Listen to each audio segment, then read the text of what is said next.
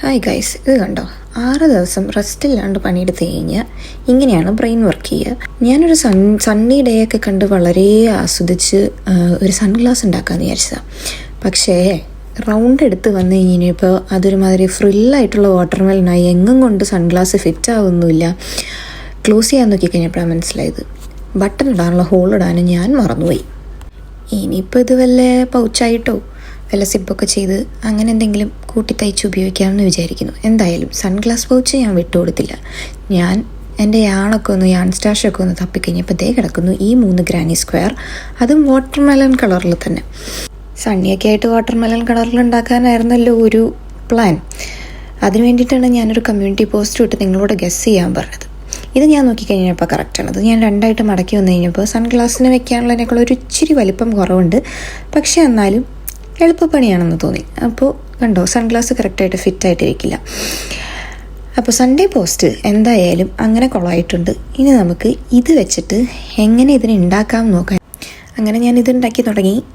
ഇതൊക്കെ ഫിക്സ് ചെയ്ത് വന്നു കഴിഞ്ഞപ്പോഴാണ് എനിക്ക് മനസ്സിലായത് ഇതിൻ്റെ ഒരു സൈഡ് മാത്രമേ ഉപയോഗിക്കാൻ പറ്റുള്ളൂ. മറ്റേ സൈഡ് കണ്ടോ, ഞാൻ ഉണ്ടാക്കി കൊളാക്കി വെച്ചു.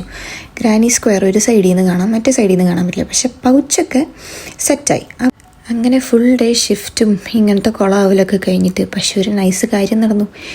ഇത് കണ്ടോ, ഇതെനിക്ക് എൻ്റെ കസ്റ്റമർ കൊണ്ടുതന്നതാണ്. ഞാനും വളരെ സർപ്രൈസായി പോയി. ഞാൻ വിചാരിച്ചു ഞാനിത് നിങ്ങളെ കൂടെ കാണിച്ചു തരാമെന്ന്. ഇനി എന്തായാലും നമുക്ക് വീഡിയോയിലോട്ട് നമ്മൾ ചെയ്യാൻ പോകുന്നത് ഇതിങ്ങനെ ഫോൾഡ് ചെയ്തിട്ട്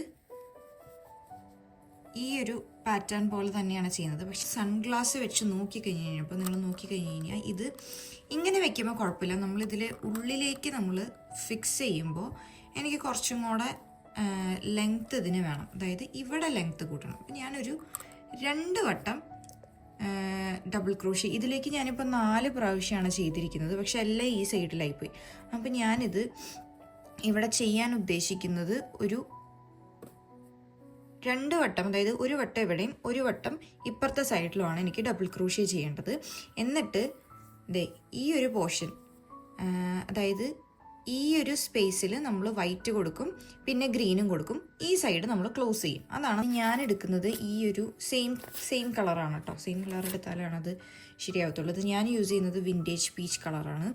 ഞാൻ ജസ്റ്റ് സ്ലിപ്പ് നോട്ട് ഇട്ടിട്ട് ഒരു കോർണറിലോട്ടാണ് കേട്ടോ ജോയിൻ ചെയ്യുന്നത്. ഞാൻ ഉപയോഗിക്കുന്നത് 3.5 mm ഹുക്കാണ്. എന്നിട്ട് ഞാൻ എന്താ ചെയ്യണമെന്ന് വെച്ച് കഴിഞ്ഞാൽ ഞാനൊരു കോർണറിലോട്ട് ഇതിനെ ജോയിൻ ചെയ്യാം. ഓക്കെ, ഇതാണ് എൻ്റെ കോർണറിലോട്ട് ഇതിനെ സ്ലിപ്പ് സ്റ്റിച്ച് ചെയ്തിട്ടാണ് കേട്ടോ ജോയിൻ ചെയ്യുന്നത്. സ്ലിപ്പ് ഞാൻ ചെയ്യാൻ പോകുന്നത് എങ്ങനെയാണെന്ന് വെച്ച് കഴിഞ്ഞാൽ കോർണറിലേക്ക് 2 വർക്കൗട്ട് ചെയ്യാണ്. അതായത് ഫസ്റ്റ് ഡബിൾ ക്രോഷ്യാണ് ചെയ്യുന്നത്. അപ്പം ഞാനൊരു 3 സ്റ്റിച്ച് ഇട്ടു, 3 ചെയിൻ ഇട്ടു അതിൻ്റെ ഹൈറ്റിന് വേണ്ടിയിട്ട്. എന്നിട്ട് ഒരു ഡബിൾ ക്രോഷ്യയും കൂടെ സെയിം കോർണർ സ്പേസിൽ തന്നെ ചെയ്യണം. എന്നിട്ടാണ് ഈ 23 സ്റ്റിച്ചസ് ഇവിടെ ചെയ്യാൻ പോകുന്നത്. 23 ഇതിലെല്ലാത്തിലും 23 ഡബിൾ ക്രോഷ്യ ചെയ്യുന്നു. ഈ അറ്റത്ത് എത്തിക്കഴിഞ്ഞ് കഴിയുമ്പോൾ പിന്നെയും 2 ഡബിൾ ക്രോഷ്യ ചെയ്ത് ഞാൻ അവിടെ നിർത്താണ്. എനിക്ക് അത്രയും ലെങ്ത്ത് മതി. ഇത് ഓപ്പോസിറ്റ് 2 സൈഡിലാണ് നമ്മൾ ഓരോ ലെയർ ഡബിൾ ക്രോഷ്യയും കൂടെ ഈ സെയിം പിങ്ക് കളർ വെച്ചിട്ട് ചെയ്യാൻ പോകുന്നത് കേട്ടോ. നമ്മളപ്പോൾ ആ 2 സൈഡിലും ഒരു എക്സ്ട്രാ ഡബിൾ ക്രോഷ്യ ലെയർ ഇട്ടു. എന്നിട്ട് ഞാനിത് കട്ട് ഓഫ് ചെയ്യാണ് കേട്ടോ. അപ്പോഴാണ് നിങ്ങൾക്ക് ആ ഒരു അളവ് മനസ്സിലാവത്തുള്ളൂ. എന്നിട്ട് നമ്മളിത് ലോക്ക് ചെയ്ത് കഴിഞ്ഞാൽ നിങ്ങൾക്കിപ്പോൾ മനസ്സിലാവും ഞാൻ ഈ സൺഗ്ലാസ് വെച്ചിപ്പോൾ കറക്റ്റാണ്. ഓക്കെ, ഇനി ഞാനിത് തുന്നിയെടുത്ത് കഴിഞ്ഞാൽ ആ സൺഗ്ലാസ് അതിൻ്റെ ഉള്ളിൽ കറക്റ്റായിട്ട് ഇരുന്നു. ഇനി നമുക്ക് വേണ്ടത് ഇതുപോലൊരു വൈറ്റ് പോർഷനാണ്. എന്നാലല്ലേ അതിൻ്റെ അടുത്തത് ഈ ഒരു വൈറ്റ് പോർഷനാണ് എനിക്ക് ചെയ്യേണ്ടത്. വൈറ്റിലേക്കാണ് ഞാൻ അറ്റാച്ച് ചെയ്യുന്നത്. ഓക്കെ, നമ്മളപ്പോൾ ചെയ്യാൻ പോകുന്നത് എന്താണെന്ന് വെച്ച് കഴിഞ്ഞാൽ എൻ്റെ ഇൻസൈഡുകളെല്ലാം, അതായത് ഇതാണ് ഞാൻ എൻ്റെ ഇൻസൈഡായിട്ട് എടുക്കുന്നത്. അപ്പോൾ ഇതിലേക്ക് തന്നെയാണ് ഞാൻ സ്ലിപ്പ് സ്റ്റിച്ച് ചെയ്യുന്നത് കേട്ടോ. ഇപ്പോൾ നമ്മൾ ഈ ഒരു എക്സ്ട്രാ ലെയർ ഇട്ടല്ലോ, ഇത്രയും നേരം നമ്മൾ കോർണറിലോട്ടാണ് ജോയിൻ ചെയ്ത്. ഇനി നമുക്ക് ആ എക്സ്ട്രാ ലെയറിലോട്ടാണ് ജോയിൻ ചെയ്യേണ്ടത്. ഇവിടേക്കാണ് ജോയിൻറ്റ് ചെയ്യേണ്ടത്. ഇതിൻ്റെ ഈ പറഞ്ഞ പോലെ, ഞാൻ നേരത്തെ പറഞ്ഞ പോലെ ബാക്ക് സൈഡിലോട്ടാണ് ഞാൻ സ്ലിപ്പ് സ്റ്റിച്ച് ക്ലോസ് ചെയ്യാൻ പോകുന്നത്. അപ്പോൾ പിന്നെ എനിക്കത് അവിടെ സ്യൂ ചെയ്ത് ഫിനിഷ് ഓഫ് ചെയ്യാം. ഓക്കെ, അപ്പോൾ ഇവിടെ ഞാനൊരു സ്ലിപ്പ് സ്റ്റിച്ച് ചെയ്തു. ഇനി ഞാനിവിടെ ഡബിൾ ക്രോഷ്യ തന്നെയാണ് ചെയ്യാൻ പോകുന്നത്. അതുകൊണ്ട് 3 ചെയിൻ ഹൈറ്റ് ഇട്ടു. എന്നിട്ട് ഈ ഒരു കോർണറിലോട്ട്, അതായത് ഞാൻ എവിടെയാണോ സ്ലിപ്പ് സ്റ്റിച്ച് ചെയ്ത് അറ്റാച്ച് ചെയ്തത് അതിലേക്ക് ഞാൻ ഒരു ഡബിൾ ക്രോഷ്യ കൂടെ ചെയ്യണം. Okay, alright. എന്നിട്ട് ഇനി നമ്മൾ വരുന്നത് നമ്മുടെ ആദ്യത്തെ ഗ്രാനി സ്ക്വയർ ഉണ്ടല്ലോ അതിൻ്റെ കോർണർ സ്പേസിലോട്ടാണ്. അവിടെ നമ്മൾ സെയിം 2 ഡബിൾ ക്രോഷ്യ ആ സെയിം ചെയിൻ സ്പേസിലോട്ട് ചെയ്യുമ്പോഴാണ് നമ്മുടെ ഹൈറ്റ് കറക്റ്റ് ആവുക, അല്ലെ വിഡ്ത്ത് കറക്റ്റ് ആവുക. അല്ലെങ്കിൽ നമുക്ക് അവിടെ ഒരു ചുരുങ്ങിയ പോലെ വരും. അത് ഒഴിവാക്കാൻ വേണ്ടിയിട്ടാണ് നമ്മളിത് ചെയ്യുന്നത്. ഓക്കെ, ഒരു ലെയറാണ് കേട്ടോ നമ്മൾ വൈറ്റ് ചെയ്യുന്നത്. എന്നിട്ട് നമ്മളിത് ഇത്രയും 23 സ്റ്റിച്ചസ് ആണ് ഉണ്ടായിരുന്നത്. 23 സ്റ്റിച്ചസ് ഇവിടം വരെ ചെയ്യുക. ഈ ഒരു കോർണറിലോട്ട് സെയിം സ്പേസിലോട്ട് 2 ഡബിൾ ക്രോഷ്യ ചെയ്യുക. ഈ ഒരു സ്റ്റിച്ചിലോട്ടും സെയിം സ്പേസിലോട്ട് തന്നെ 2 ഡബിൾ ക്രോഷ്യ ചെയ്യുക. അപ്പോഴാണ് ഈ ഒരു സൈഡ് കംപ്ലീറ്റ് ആവുക. ഇനി നമ്മൾ ആ ഒരു എൻഡിലോട്ട് ഈ ഗ്രീൻ ആണ് കേട്ടോ അറ്റാച്ച് ചെയ്യുന്നത്. ഇത്രയും നമ്മൾ ചെയ്ത വൈറ്റ് ഞാൻ കട്ട് ഓഫ് ചെയ്തിട്ടില്ല. നമുക്ക് കട്ട് ഓഫ് ചെയ്ത് കളയാൻ വേണ്ടി അതിൻ്റെ ആവശ്യമില്ല. ഈ സെയിം പോലെ റിവേഴ്സിലാണ് നമ്മൾ പോകുന്നത്. അതായത് ഈ ഗ്രീൻ എനിക്ക് കുറച്ചും കൂടെ കട്ടിയുള്ള, അതായത് ഈ ഞാൻ യൂസ് ചെയ്ത 2 നൂലിൽ നിന്നും ഇച്ചിരി കൂടെ കട്ടിയുള്ള നൂലാണ് ഞാൻ ഗ്രീനിൽ ഉപയോഗിച്ചത്. അതുകൊണ്ട് എനിക്ക് ഒരൊറ്റ ലെയർ ചെയ്താൽ മതിയാവും. ഈ ഒരു തിക്നെസ്, അതായത് വൈറ്റിനേക്കാളും, നിങ്ങൾക്ക് ഇവിടെ നോക്കിക്കഴിഞ്ഞാൽ മനസ്സിലാവും, വൈറ്റിനേക്കാളും കുറച്ചും കൂടെ ലെയർ ഗ്രീൻ കൊണ്ടുവന്നിട്ടുണ്ട്. അതേസമയം നിങ്ങൾ ഉപയോഗിക്കുന്ന വൈറ്റിനും ഗ്രീനിനും ഒരേ തിക്നെസ് ആണെന്നുണ്ടെങ്കിൽ 2 റോ ഈ ഒരു ഗ്രീൻ വെച്ച് ചെയ്യേണ്ടി വരും കേട്ടോ. അപ്പോൾ അത് നിങ്ങൾ അതിനനുസരിച്ച് അഡ്ജസ്റ്റ് ചെയ്യണം. ഈ ആണിൻ്റെ തിക്നെസ് വെച്ചിട്ട് അഡ്ജസ്റ്റ് ചെയ്യണം. അതിനാണ് ഞാൻ പറയാൻ വന്നത്.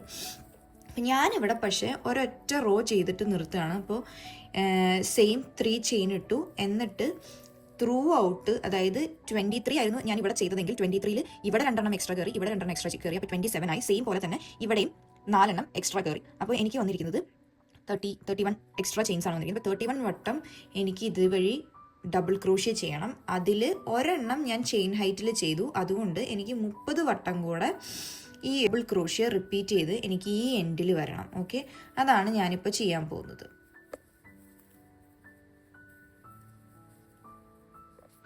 അപ്പം ഞാൻ അത്രയും ചെയ്തതാണ് കേട്ടോ എൻ്റെ ആ ഒരു ഗ്രാനി സ്ക്വയർ ഡെവലപ്പായിട്ട് വന്നത്. നിങ്ങൾക്ക് ഇവിടെ നോക്കിക്കഴിഞ്ഞാൽ കാണാം എൻ്റെ ഗ്രീനിന് തിക്നെസ് കൂടുതലുള്ളത് കൊണ്ട് ഇതിനേക്കാളും കുറച്ചും കൂടെ വീതി, നിങ്ങൾക്കത് കറക്റ്റ് മടക്കുമ്പോൾ മനസ്സിലാവും, ചെറിയൊരു വീതി കൂടുതൽ ഇവിടെ ഉണ്ടാവും. പക്ഷെ അത് കാര്യമാക്കണ്ട, എനിക്കത് പ്രശ്നമില്ല. അപ്പോൾ ഞാൻ എന്താ ചെയ്യാൻ പോകണമെന്ന് വെച്ച് കഴിഞ്ഞാൽ ഇത് ക്ലോസ് ചെയ്തിട്ട്